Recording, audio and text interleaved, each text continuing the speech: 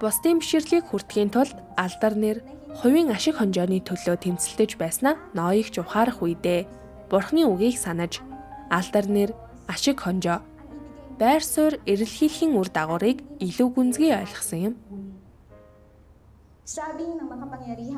Төгсөвчд Бурхан ингэж хэлсэн байдаг.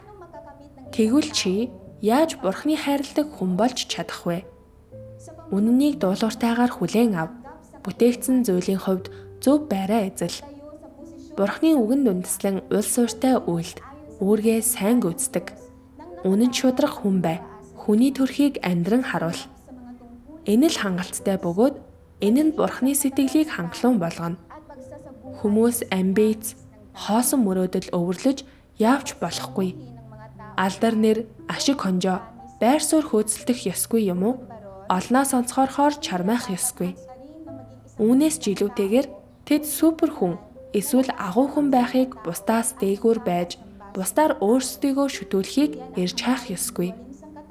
Энэ бол завхарсан хүмүүсийн хүсэмжилдэг зүйл бөгөөд сатааны зам юм. Бурхан ийм хүмүүсийг авардаггүй. Хэрвээ хүмүүс алдар нэр ашиг хонжоо байр суурийн араас тасралтгүй хөөцөлдөж гимшихээс гүжүүдлэн татгалзвал тэд засаршгүй бөгөөд тэдний хувьд таягдан хаягдах гэсэн цорын ганц төгсгөл бий.